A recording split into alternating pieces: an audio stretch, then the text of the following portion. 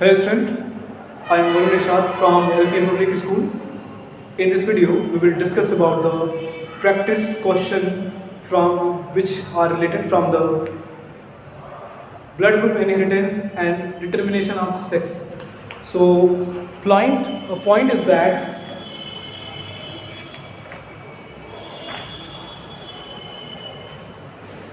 trace the F1 generation formed by the crossing two plants with separate traits for shape and seed color, round green and wrinkled yellow.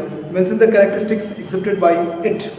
अगर F1 generation में दो characters मिल रहे हैं, वो characters हैं round green, दो characters मिल रहे हैं जिनका कैरेक्टर है राउंड ग्रीन, जो सीड है वो राउंड है और ग्रीन भी है, एंड रिंकल्ड येलो है। रिंकल्ड येलो में कैपिटल स्मॉल आर येलो का कैपिटल येलो। तो ये आपका दो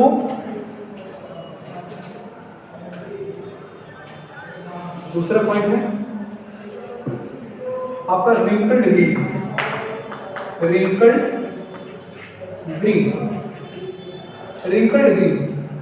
round green, wrinkled yellow.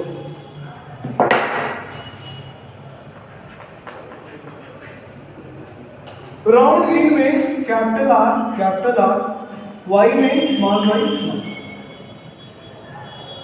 Wrinkled yellow में क्या होगा, तो आपका होगा small R capital Y capital. अगर यहां से क्रॉस कराते हैं तो क्रॉस में क्या मिलेगा, तो क्या मिलेगा, गैमेट लाते हैं, एक गैमेट यहां से आएगा और एक गैमेट यहां से आएगा, एक गैमेट यहां से आएगा और एक गैमेट यहां से। जब ये दोनों क्रॉस करेंगे तो जो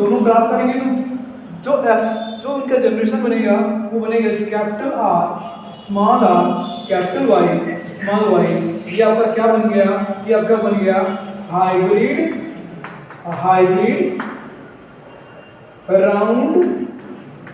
राउंड येलो बन गया, हाइब्रिड राउंड येलो बन गया। तो ये इस तरह का जो कैरेक्टर्स है, यानी कि राउंड ग्रीन और रिंकल्ड ग्रीन दोनों क्या हैं, दोनों ये 3:3 का जो रेशियो आया था डाई हाइब्रिड क्रॉस में 9:3:1, तो उनमें जो 9 के बाद जो 3 था वो था राउंड ग्रीन, और उस 3 राउंड ग्रीन के बाद था रिंकल्ड येलो, और उन दोनों को क्रॉस कराया गया है तो क्या मिला है, हाइब्रिड राउंड येलो। मींस जो डोमिनेंसी है वो डोमिनेंसी अब फिर दूसरे जनरेशन में आके यहाँ पे डोमिनेंट हो गई है, मींस हाइब्रिड फिर से यहाँ पे अपीयर हो गया है। यहाँ पे राउंड और येलो जो है दोनों डोमिनेंट है किस पे, रिंकल्ड एंड ग्रीन पे। So in this way our correct answer is that is hybrid round yellow. Okay, dear student, now the statement whether the following statement are true or false. आपको पता करना है कि जो स्टेटमेंट है वो true है कि फॉल्स है।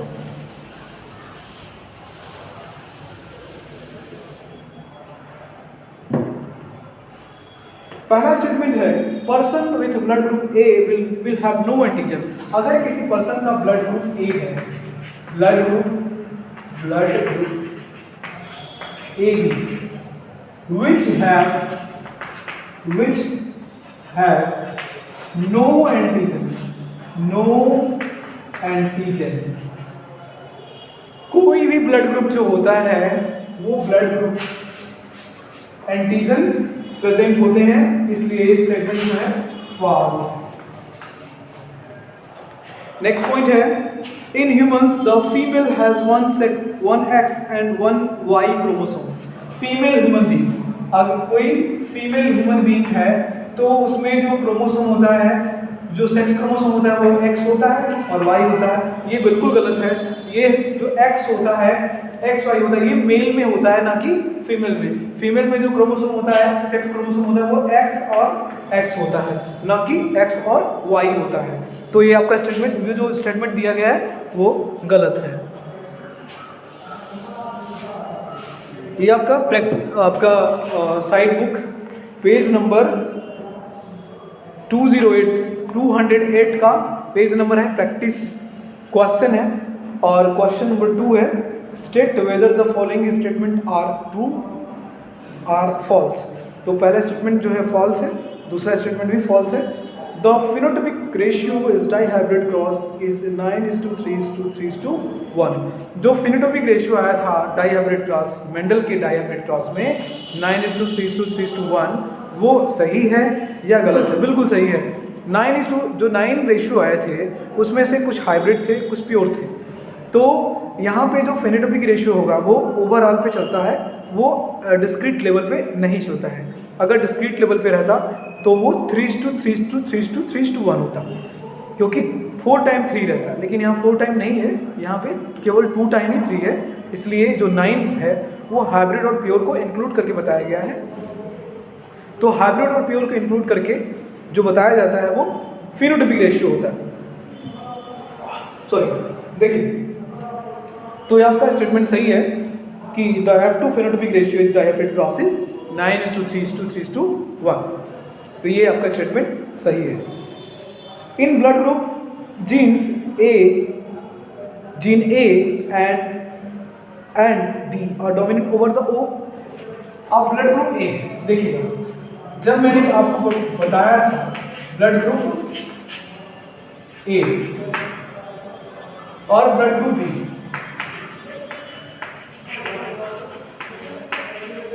ब्लड ग्रुप बी, तो ब्लड ग्रुप ए और बी अगर मान लीजिए कोई मेल है और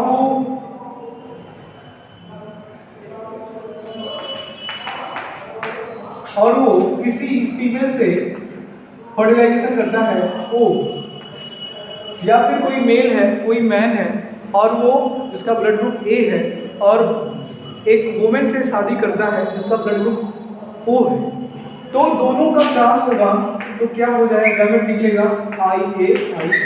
यहाँ पे जो ब्लड ग्रुप होगा वो क्या होगा? ब्लड ग्रुप ए बनेगा, जो कि हाइब्रिड होगा। मीन्स ये कंफर्म है कि A the blood group A gene is over dominate over the blood group O. अगर यहाँ पे कोई मैन है और कोई वुमेन है उसका ब्लड ग्रुप ओ है और वहां से वो मैरिज करता है, तो उसके जो बच्चे होंगे पहले जनरेशन में क्या होंगे? 1:2, ये यहाँ से ऐसे है और आपके क्या हो जाएंगे? हाइब्रिड हो जाएंगे और ब्लड ग्रुप क्या हो जाएगा आपका? ब्लड ग्रुप बी हो जाएगा। तो जो ए और बी ब्लड ग्रुप के जो ए और बी जीन है वो ब्लड ग्रुप ओ के जीन पे डोमिनेंट है। तो इस वजह से तो जो आपका ये स्टेटमेंट है वो करेक्ट है।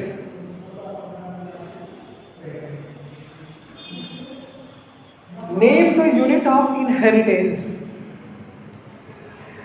इनहेरिटेंस का यूनिट क्या है? अब देखिए, इनहेरिटेंस का यूनिट क्या है?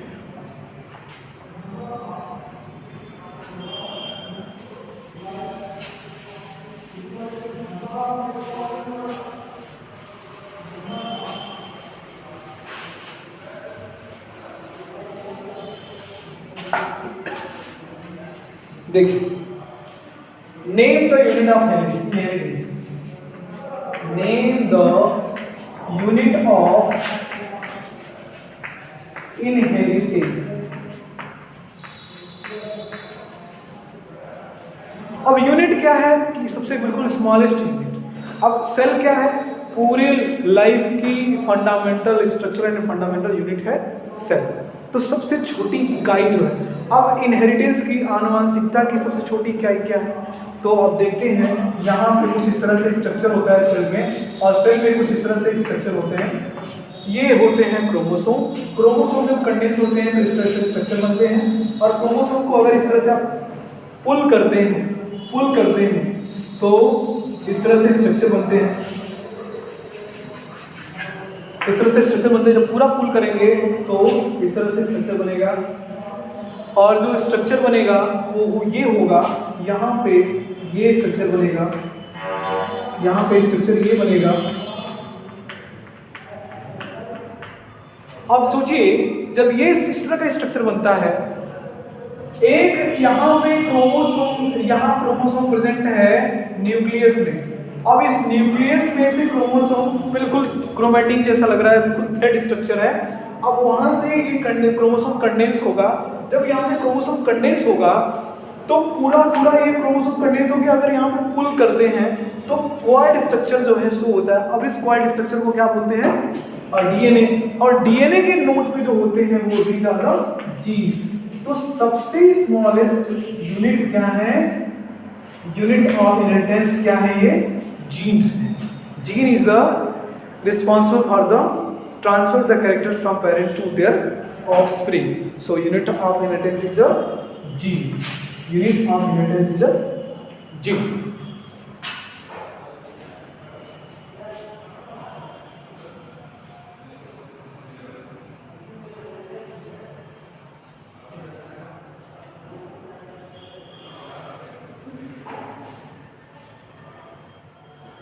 Okay, 6. In Mendel's monohybrid cross between tall and short pea plant, in Mendel, the monohybrid cross in tall and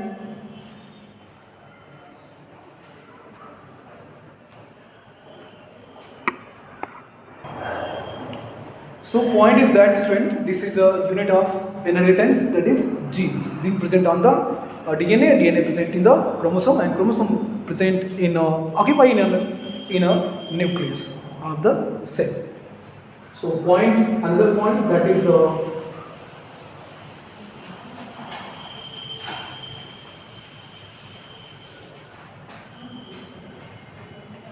so these are the points, dear student, that we are discussed. So in Mendel monohybrid cross between tall and short plants. So tall and short plants, the cross offspring were tall. Offspring were tall.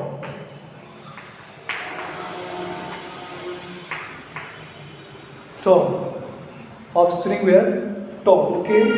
What does this tell about us? This tell about us law of dominance. Means the tallest gene is dominant on short gene. Another point, what is the ratio of tall and short plant in every generation? अगर इस hybrid toll को आप cross कराते हैं तो cross कराएंगे तो क्या होगा? यहाँ पे एक रेशियो अगर बनाएं, यहाँ पे मेल है, यहाँ पे फीमेल है, कैपिटल टी स्मॉल टी, और यही रेशियो मेल में होगा, ये रेशियो फीमेल में भी होगा। तो कैपिटल टी स्मॉल टी, तो capital T capital T capital T small T capital T small T small T small T, तो कितना हुआ? यहाँ पे एक मिला आपको कैपिटल टी और दो मिले कैपिटल टी स्मॉल टी और एक मिला आपको स्मॉल टी स्मॉल टी। तो ये आपका हो गया जीनोटाइप। ये जब तक जीनोटाइप हो गया। जीनोटाइप मतलब 1:2:1, 1 tall pure tall, 2 hybrid tall और 1 प्योर शॉर्ट। अब 1 आपका प्योर शॉर्ट हो गया। इस वजह से दो another point, that is what is the phenotype? Phenotype क्या है? फिनोटाइप जो स्ट्रक्चर होगा वो फिनोटाइप ये होगा, यहाँ पे कितने टॉल हैं, ये भी टॉल है, ये भी टॉल है, तो टॉल कितने हुए? टॉल कितने हुए? तो 3 हुए। शॉर्ट कितने हुए? तो F2 जनरेशन की बात हो रही है, we are talking about F2 generation. Short कितने हैं? 1, तो 3:1। तो फिनोटाइपिक रेशियो है 3:1 and genotypic ratio is 1:2:1. So in this way we can find the exact answer of the question, and if this type of question has been asked to you in examination, I think you will able to do the answer properly, dear friend. And this is so the law of dominance, but this is also the law of segregation or law of purity of gamete. But in dihybrid cross you are also seeing the law of independent assortment. So in this way we can confirm the all things, we connect, we will discuss all things. So another video we will discuss also the point that we have left. Thank you.